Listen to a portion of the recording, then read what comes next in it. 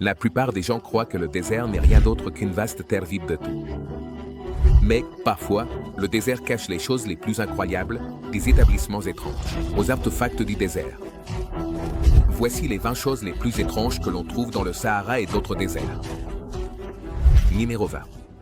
Le paradis des squatteurs. Si vous êtes de Californie, en particulier près du désert de Sonora, vous reconnaîtrez peut-être ce premier endroit, Slab City.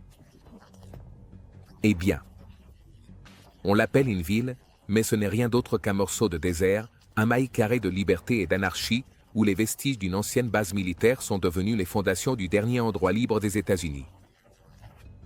Jusqu'à ce qu'elle soit démantelée en 1956, Slab City faisait partie d'une installation militaire. Pendant la Seconde Guerre mondiale, la terre est revenue à l'état de Californie et les bâtiments ont été démantelés, laissant derrière les dalles de béton qui ont donné à Slab City son nom. Avec le temps, des gens se sont installés sur ces dalles et une communauté s'est progressivement formée. En raison de l'absence d'un gouvernement strict, Slab City est devenue une terre libre. Ici, il n'y a pas de services comme l'électricité, l'eau courante, les systèmes d'égout ou la collecte des déchets. Par conséquent, ceux qui décident de rester ici doivent dépendre de l'énergie solaire et de systèmes d'eau et de gestion autonome des déchets.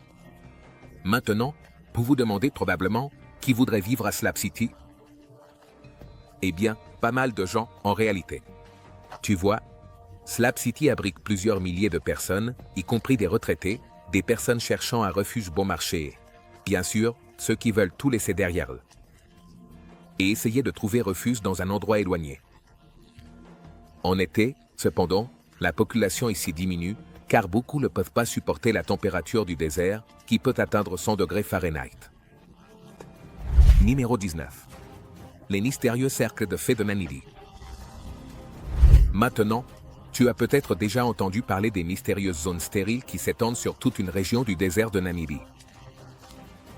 Ces cercles vides dans les prairies arides du désert de Namibie sont connus sous le nom de cercles de fées, et ils ont déconcerté les scientifiques et donné lieu à de nombreuses théories au fil des ans. Ces cercles mesurent généralement entre 2 et 12 mètres de diamètre, et si tu souffres de trypophobie, la peur des trous, des groupes ou des motifs irréguliers très rapprochés, il n'est pas conseillé de contempler ces zones stériles depuis une vue aérienne. Jusqu'à présent, il existe 2 théories principales qui expliquent ces zones. La première est l'hypothèse des termites, qui suggère que ces cercles sont le résultat du nettoyage de la végétation par les termites dans les zones entourant leur nid. En faisant cela, ils créeraient supposément des réservoirs d'eau de pluie sous la surface, ce qui profite aux termites et à l'écosystème environnant. La deuxième théorie se concentre sur la végétation elle-même. Elle propose que les cercles de fées sont un produit de la compétition entre les plantes, en particulier pour l'eau dans cet environnement aride. Les herbes qui entourent ces cercles peuvent extraire l'humidité du sol à distance, créant ainsi ces zones stériles. Cette idée a ses racines dans le concept d'auto-organisation, où les plantes ajustent collectivement leur schéma de croissance pour maximiser l'utilisation des ressources, ce qui donne lieu à ces formations circulaires distinctives. Curieusement, le débat autour des cercles de fées est devenu encore plus complexe avec la découverte de motifs similaires en Australie, où aucun lien apparent avec les termites n'a été trouvé. Cette observation a conduit certains chercheurs à pencher davantage vers la théorie de l'auto-organisation. Des études récentes ont suggéré que ces formations pourraient être un exemple de rétroaction écohydrologique, où les cercles stériles aident à soutenir les herbes environnantes en agissant naturellement comme des réservoirs d'eau. Il y en a aussi d'autres qui croient que les cercles de fées sont le résultat de quelque chose de surnaturel, une porte d'entrée vers les dieux ou les fées. Jusqu'à aujourd'hui, il y a encore des débats autour de l'origine réelle de ces zones stériles. Numéro 18. Les déserts de lacs en forme de cœur. Ils sont connus pour être un environnement hostile où les plans d'eau sont rares. Et pourtant, le magnifique lac de l'amour de Dubaï, situé dans le désert d'Al-Qudra près d'Al-Qudra, est un témoignage de l'ingéniosité humaine. En assistant à cette immense création, on pourrait facilement croire qu'on est au cœur d'un désert brumant. Ce lac artificiel, conçu de manière unique en forme de 2 cœurs entrelacés, se dresse comme un symbole d'amour et de romance, ce qui en fait un lieu populaire pour les couples et les familles. Ce plan d'eau n'est pas seulement impressionnant, mais il est également entouré non pas par 1000, mais par un incroyable nombre de ces arbres. Et une multitude de fleurs. Les visiteurs peuvent nager dans le lac ou faire une promenade tranquille parmi la flore, découvrant plusieurs structures en forme de cœur décorées de plantes et de fleurs le long du chemin. Maintenant, si vous êtes intéressé à venir ici, vous devez prendre note de certaines choses. Encore une fois, le lac de l'Amour se trouve dans le désert, ce qui signifie qu'il n'y a pas de route pavée pour y accéder. Cela signifie qu'il pourrait être nécessaire de voyager en véhicule tout-terrain. Malgré la splendeur du lac en forme de cœur, il n'y a pas non plus d'installation pour boire de l'eau ni de toilette. L'endroit est idéal pour admirer le coucher de soleil, mais comme il n'y a pas de lumière aux alentours, il est recommandé d'apporter des lampes de poche. De plus, il est préférable de porter des sandales ou des tongs pour plus de confort, car il est nécessaire de marcher sur le sable. Numéro 17. Les bureaux de poste les plus reculés du monde. Imaginez que vous marchez dans le désert. Il semble qu'il n'y ait qu'une infinité de sable au loin. Le désert et le ciel bleu se rejoignent à l'horizon et donnent l'impression qu'il y a un océan à des dizaines de kilomètres de distance. Soudain, au milieu de nulle part, vous voyez une cabane. Une petite cabane en bois. C'est le bureau de poste le plus reculé du monde. Situé au milieu du désert de Tandur, ce bureau de poste unique, qui ne mesure que 15 mètres carrés, est resté abandonné pendant plus de 35 ans, jusqu'à ce que quelques personnes me redécouvrent. L'idée de lui redonner vie a été initiée par Mademoiselle Cheng et son ami Luo Ming. Elles ont développé le concept novateur d'une entreprise de rédaction fantôme, qui permet aux gens d'envoyer des lettres et des cartes postales depuis cet endroit reculé, sans avoir à le visiter. Cela semble être une idée incroyable, n'est-ce pas? Je serais même intéressé à le faire. Rien qu'en décembre 2020, plus de 20 lettres et cartes postales ont été envoyées depuis le bureau de poste du désert de Tandur. Ces lettres, ornées d'un timbre unique sur le thème du désert, sont rédigées au bureau de poste puis transportées vers les 10 routes les plus proches pour être collectées et livrées dans le monde entier. La réactivation du bureau de poste a impliqué le transport de matériaux de construction dans le désert et la construction de la cabane sur place, un processus qui a pris environ 20 jours. Une fois opérationnel, le bureau de poste a été officiellement reconnu comme l'un des plus de 700 bureaux de poste de Chine. Les coordonnées de ce bureau de poste sont les suivantes. 38,413 degrés de latitude nord-nord et 105,225 degrés de longitude est. Au cas où vous vous trouveriez dans le vaste désert de Tangar et souhaiteriez visiter ou envoyer une lettre depuis le bureau de poste le plus éloigné du monde. Numéro 15. Monstre marin de 6 millions d'années. En 2022, un monstre marin a été découvert dans le désert péruvien. Mais, bon, il n'y a rien à craindre, car cette créature est morte depuis 36 millions d'années. Les archéologues croient que l'ancienne créature est un Basilosaurus, un ancêtre précoce des baleines, dauphins et marsouins actuels. Le Basilosaurus, dont le nom signifie lézard roi, n'était pas un reptile, mais un mammifère avec un corps long qui se déplaçait probablement de manière similaire à un serpent géant. On estime que ce prédateur énorme mesurait environ 12 mètres. Environ 39 pieds de long, et il a également à peu près la hauteur d'un bâtiment de 4 étages, équipé de dents longues et acérées. Idéal pour la chasse. C'était un véritable colosse de l'océan il y a des millions d'années. Ses caractéristiques suggèrent qu'il était un prédateur supérieur de son temps, capable d'infliger des dommages considérables, tout en chassant pour se nourrir, comme le thon, les bancs de sardines et même les requins. Grâce au désert de Caucase, le fossile a été bien conservé. Lorsque le Basilosaurus est mort, son crâne s'est probablement enfoncé jusqu'au fond de la mer et a été rapidement enterré, ce qui a conduit à sa conservation exceptionnelle. Les conditions du désert l'ont préservé dans un état excellent, juste à temps pour que nous en apprenions plus sur les créatures bien avant que nous n'existions. Numéro 14. Le diable rampant. Quand tu entends parler d'une créature connue sous le nom de diable rampant, comment l'imagines-tu? Si tu me demandes, je penserais que c'est une bestiole effrayante. Mais en réalité, le diable rampant est une espèce rare de cactus avec un mode de vie assez étrange. Contrairement à la plupart des cactus qui poussent verticalement, le diable rampant pousse horizontalement sur le sol avec seulement sa pointe légèrement relevée. Ce schéma de croissance est essentiel pour sa survie et son isolement, et lui permet de migrer pendant de longues périodes. Cependant, il fait aussi quelque chose d'étrange. Le cactus pousse d'un côté tandis que l'autre meurt progressivement. De nouvelles racines se développent à la base de la tige, l'ancrant au sol et absorbant l'eau et les nutriments. À mesure que la partie la plus ancienne de la plante se décompose, elle nourrit la croissance la plus récente, permettant ainsi au cactus de ramper sur le sol du désert. Ce processus de croissance et de décomposition simultanée permet au diable rampant de traverser lentement le terrain désertique, se déplaçant vers des zones avec des conditions optimales pour sa survie. La vitesse à laquelle cet organisme se déplace dépend du climat. Dans l'environnement marin humide de sa localité native, il peut se déplacer jusqu'à 2 pieds par eau. En raison de son isolement et de la rareté des pollinisateurs, il dépend souvent de cet autoclonage morbide pour survivre. Des morceaux de cactus se détachent de la base, meurent, puis poussent indépendamment comme de nouvelles plantes. Malheureusement, malgré ses qualités, il fait encore face à des menaces dues aux trafiqués, aux activités agricoles. Numéro 13. Tumeur étrange.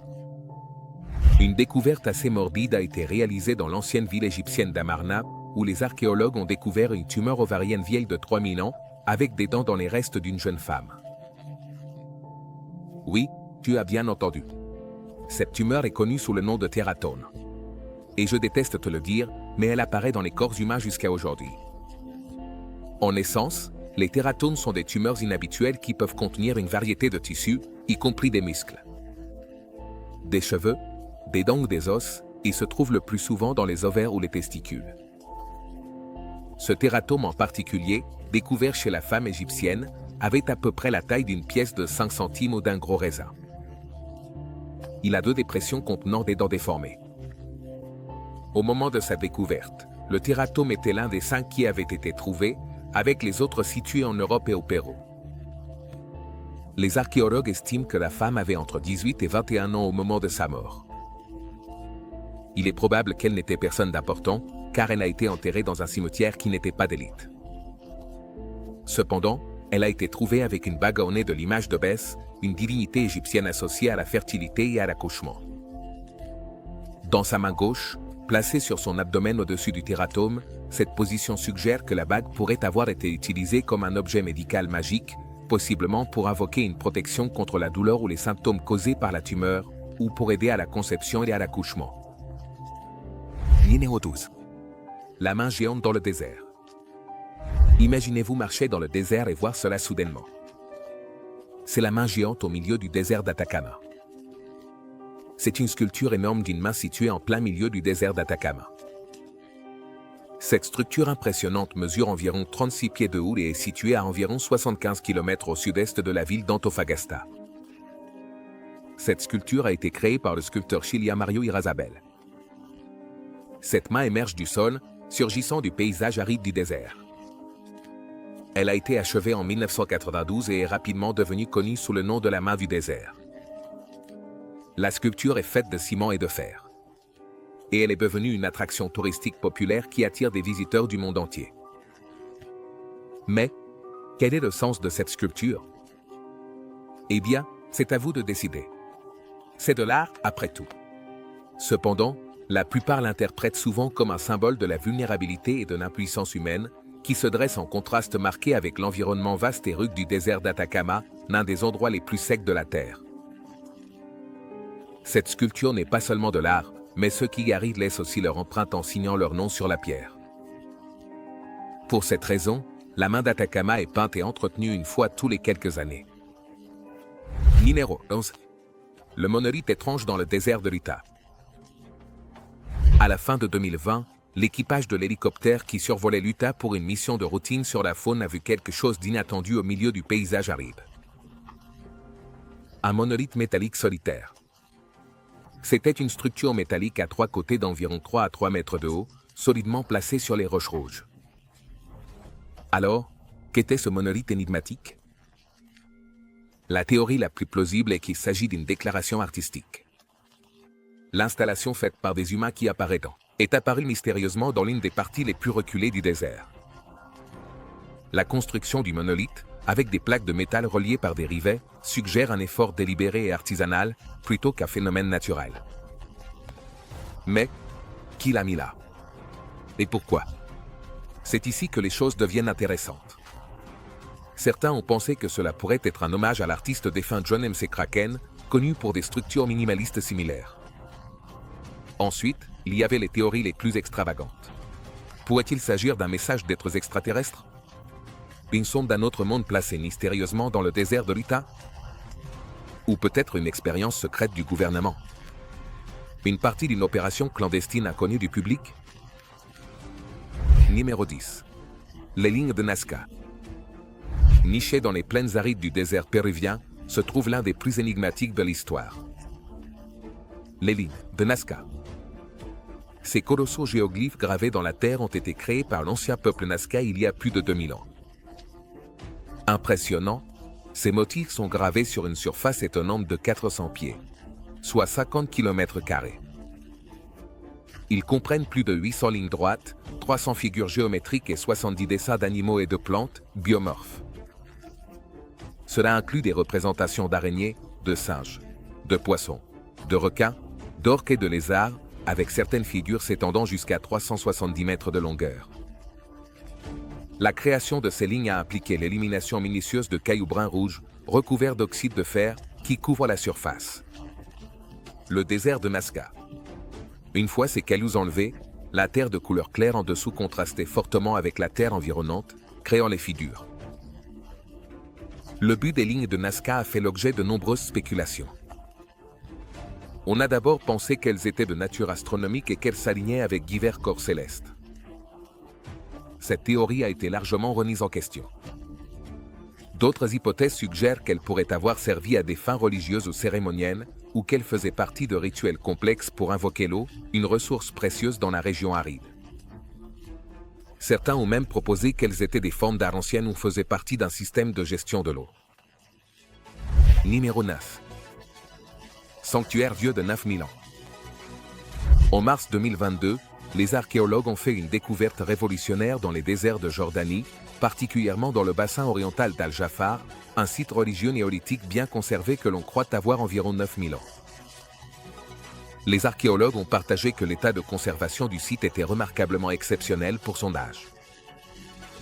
Le sanctuaire présente 2 grandes pierres verticales sculptées avec des figures anthropomorphes, un autel et un foyer. Ces éléments sont accompagnés de près de 150 fossiles marins et d'un modèle à petite échelle d'une comète du désert, un type de piège utilisé pour capturer et sacrifier des gazelles sauvages. Ces comètes étaient des structures importantes au Moyen-Orient et dans le sud-ouest de l'Asie, utilisées par les chasseurs néolithiques pour encercler les animaux.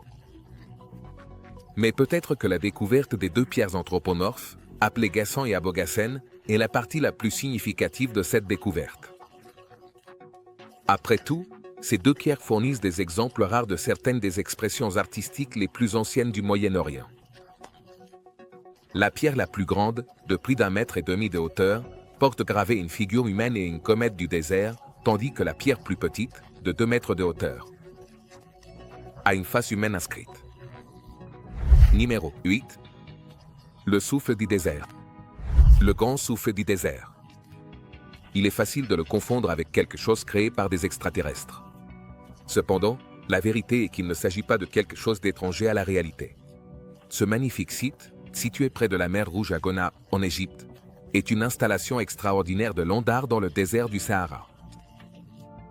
Il a été créé par l'équipe artistique d'Ast, composée de 3 artistes grecs, Danaïs Stratou, Alexandra Stratou et Stella Constantinidi. Il a été officiellement achevé le 7 mars 1997 et couvrait environ 10 hectares de désert lorsqu'il a été terminé. L'installation est un exploit remarquable de précision géométrique et de vision artistique.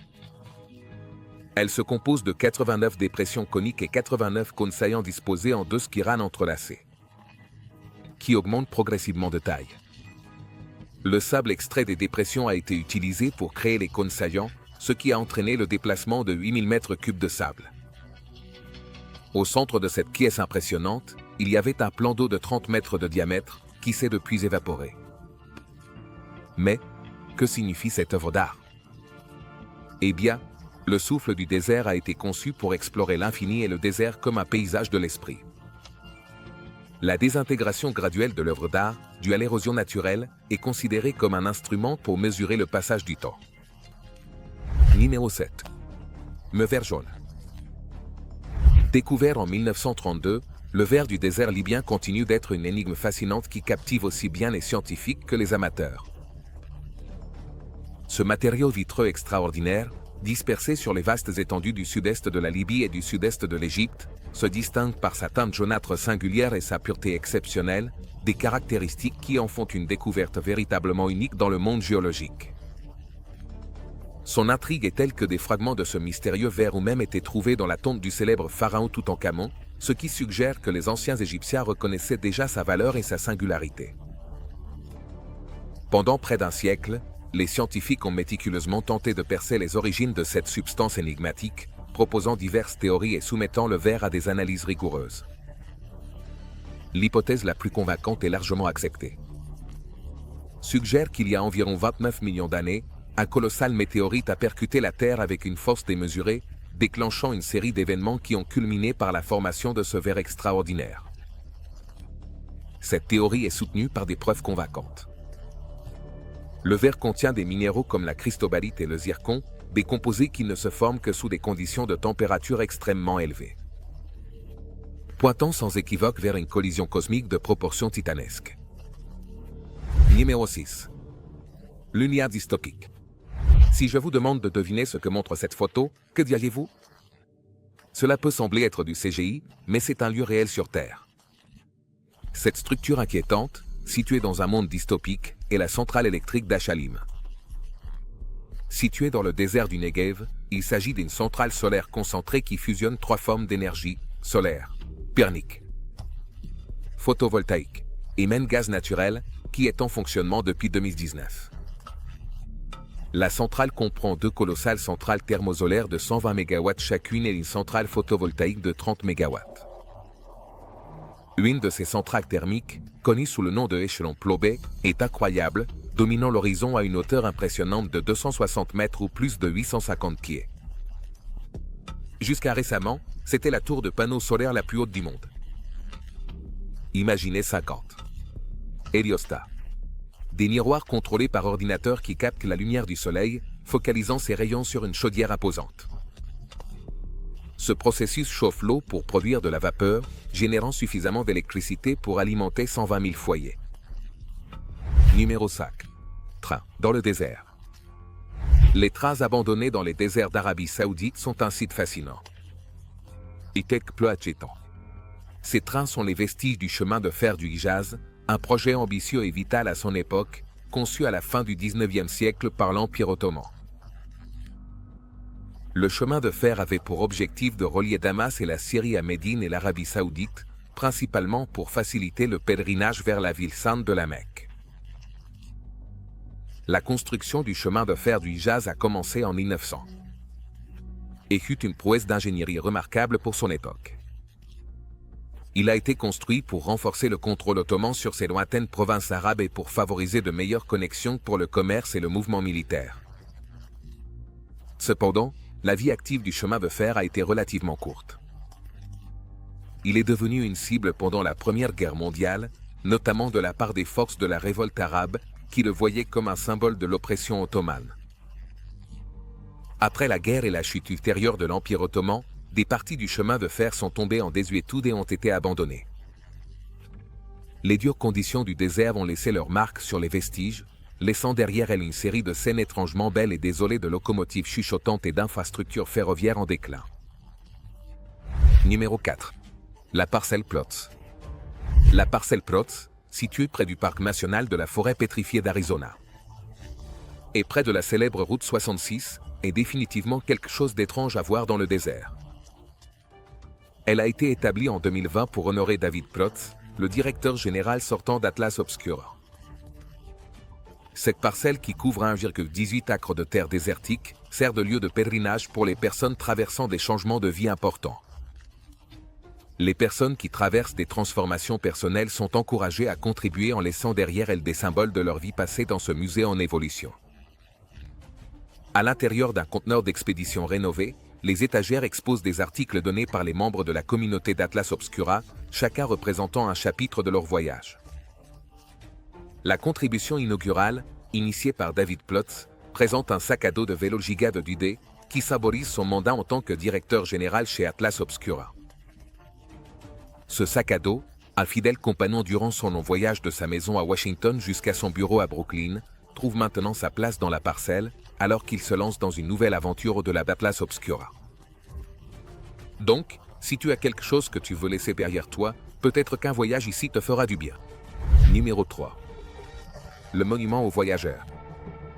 Voici le monument aux voyageurs, et c'est l'un des endroits les plus particuliers du désert de Californie. Cet endroit est situé dans un lieu très isolé, que la réserve nationale de Mojave, une vaste étendue de 1,3 million d'acres établie en 1994 pour protéger un riche écosystème désertique. À environ 4000 pieds au-dessus du niveau de la mer, vous trouverez cette vue curieuse. Une grande île de roches, chacune placée par les voyageurs de passage. Les origines des monuments des voyageurs sont enveloppées de mystères. Qui l'a initié? Quand cela a-t-il commencé? Ces questions restent sans réponse, mais ce qui est connu, c'est sa règle non écrite. Chaque voyageur qui passe ajoute une pierre. Si cela vous intéresse, il est situé près de l'intersection de Mojave Road et Kenmin Road. Y arriver est une aventure en soi, nécessitant un véhicule à 4 roues motrices avec une grande garde au sol. Ce n'est pas seulement le voyage, mais l'anticipation qui le rend unique. Imaginez choisir la roche parfaite à ajouter à cette collection, symbolisant votre part dans cette tradition tacite des voyageurs. Numéro 2. Le croisement des théières. Le croisement des théières, situé dans la vallée de la Mort, Californie, a une altitude de 4150 pieds. C'est une autre étape pour les voyageurs que vous pourriez vouloir ajouter à votre liste de souhaits. Il est assez évident comment cet endroit a obtenu son nom. Ici, les visiteurs participent à la tradition de placer des théières sur le panneau du croisement, laissant souvent des messages ou les décorant de diverses manières. Encore une fois, nous ne savons pas comment cela a commencé, mais personne ne le remet vraiment en question et tout le monde participe à la tradition. Certaines personnes croient que laisser une théière ou écrire un message dessus porte chance. D'autres pensent que c'est une façon amusante de laisser une trace de leur aventure. Occasionnellement, les gardes forestiers ou les habitants retirent certaines des théières accrochées au panneau. Ils le font pour garder l'endroit en ordre et faire de la place pour que de nouveaux visiteurs ajoutent leur théière. Donc, si vous revenez et que vous ne voyez plus la vôtre, ne vous inquiétez pas trop. Alors, si jamais vous vous trouvez dans la vallée de la mort, passez par le croisement des théières, apportez une théière, laissez un message et faites partie de l'histoire. Numéro 1. La dague surnaturelle du roi Toutankhamon. La dague du roi Toutankhamon, découverte dans sa tombe, occupe une place importante tant dans l'histoire ancienne que dans la découverte scientifique moderne. Depuis sa découverte initiale jusqu'à des temps récents, cette épée s'est avérée être un mystère qui a déconcerté archéologues et chercheurs. Ce n'est que depuis quelques années que les chercheurs ont découvert que cette épée contenait des matériaux d'une météorite. Ce fait à lui seul en fait un artefact extraordinaire, compte tenu de la période à laquelle vivait le roi Toutankhamon, l'âge du bronze, une époque où la fonte du fer n'était pas encore pratiquée en Égypte. L'analyse scientifique par spectrométrie de fluorescence des rayons X a révélé qu'elle contenait une forte proportion de nickel et des traces de cobalt. Ces éléments sont caractéristiques du fer météoritique, ce qui correspond aux anciennes références égyptiennes au fer du ciel. La recherche a indiqué que le matériau correspondait étroitement à la composition du météorite découvert près de Mars à Matred. Le manche de la dague est tout aussi remarquable, orné d'incrustations de verre doré et d'un pommon en cristal de roche. L'artisanat reflète le haut statut et l'importance d'un artefact.